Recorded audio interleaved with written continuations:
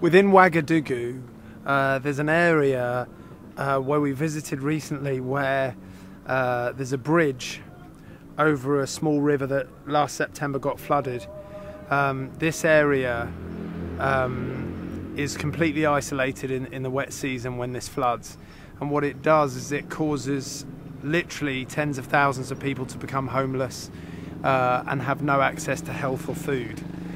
This was emotionally, it was enormously difficult to understand how these people are feeling, how they're living, how they're surviving. We walked through an area where there's houses that are incredibly small, what we call in the West really squalid conditions, where 6, 7, 8 people are living in a very, very small room. A room,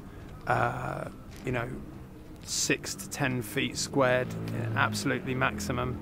And we walked through there and came across what AEAD have created, which is an absolute godsend for these people, which is a small medical centre where these people can be cared for. And at the medical centre, they have very, very few supplies.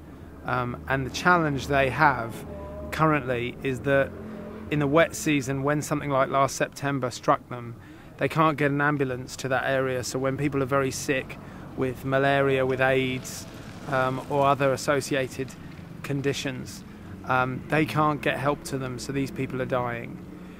And to visit this area means that Giving Africa has the opportunity, we have an opportunity to do something to help these people, and that is to help them with education so they become sustainable in their financial situation, so they can continuously work to get medical supplies to this particular area, so they can grow this medical centre to the point where it is sustainable with doctors and nurses, and that they can build a school there. And we can help build that school there extremely quickly as we continue to raise funds for these people.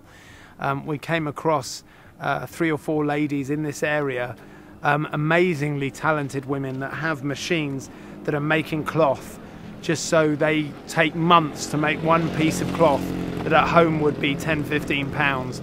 But at least through their endeavours they can then take that cloth and sell it to the market to get some food. That's sustainable to a point, but without proper education, without proper sanitary supplies.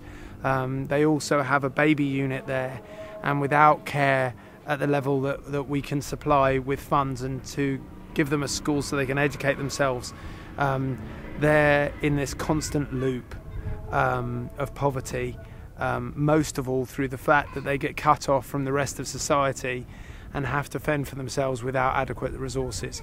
So thank you for your continued support through Giving Africa. You've made an enormous impact to these people. It is unbelievable what a couple of £100 does for these people, most of all to give them knowledge so they can become self-sustaining. So thanks again. For £10 a month, you will give a child an education and a future.